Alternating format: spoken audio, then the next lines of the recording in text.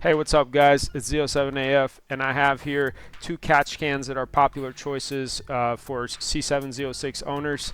And did you ever wonder which one would be better? So right here I have the MightMouse Wild catch can, and then on the car at this time I'd had the E2 catch can from Elite Engineering, and I ran both of them for about 10,000 miles on my car, and I'm here to show you the results.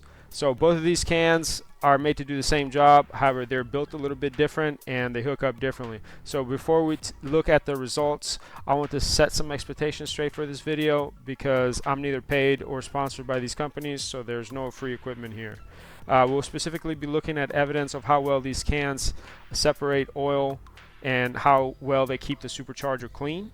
And I'm not really going to focus too much on the flow performance, the airflow performance dynamics of these cans, because there's other people with other YouTube videos that have already covered this topic. So if I'm being honest, the MightMouse can wins in this particular aspect just because it's rated for a higher flow volume just off the gate, right? They're just different model tiers.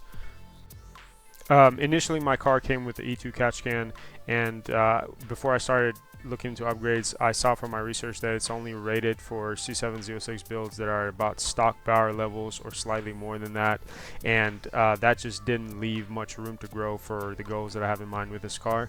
So a can's power rating is an important figure to keep in mind because it determines if it will become a restriction to your crankcase ventilation system, and then if it is, you know, you'll end up with problems like blown crank seals amongst other things.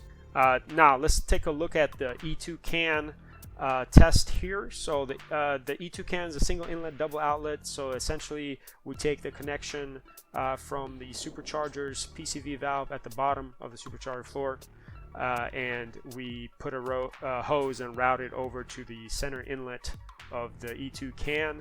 The air goes through here, it goes through the can, through the baffling, the filter, it gets separated, the oil gets separated, and then the clean air either routes through one outlet that gets teed off to the vacuum line between the throttle body and the brake booster. That's how you do it on the LT4s.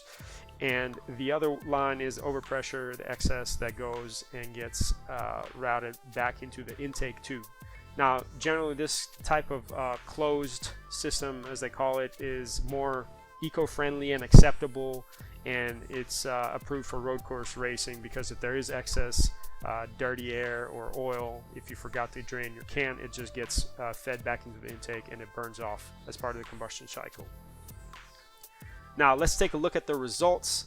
We'll see here, now that I take off the lid, let's look inside, and we can see that there's a little bit of grime here, a little bit of oil grime on the supercharger internals. Not too bad though. It's not as bad as a stock system that I remember from back in the day, or no catch can essentially. Then let's take a look at the lid. The lid here has a nice, I guess a subtle film of oil on the inside surface, and there's some oil pooling around the sealing gasket on the outside where the lid surface mates with the supercharger casing. Other than that, not too bad. So let's go and switch over to the MightMouse can. So the MightMouse Wild connects a little bit different.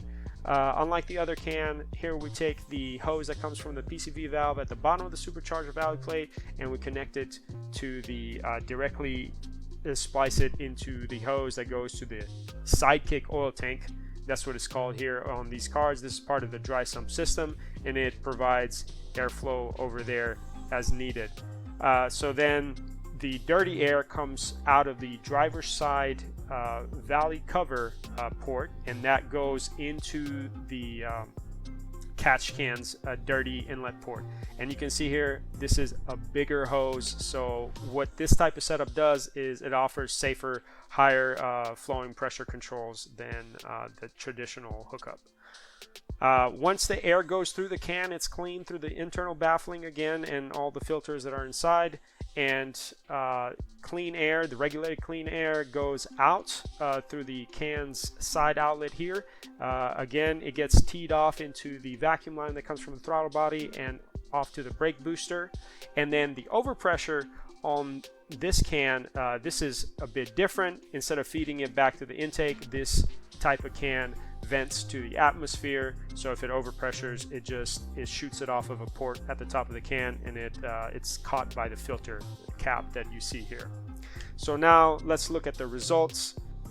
So first up we have the lid, and the lid here actually does not look as bad. I'd say probably comparable to the last time we looked at it. There's a fine film of oil on the bottom side of the lid there, and there's some heavier pooling of oil alongside the gasket around the surfaces where it contacts the supercharged body.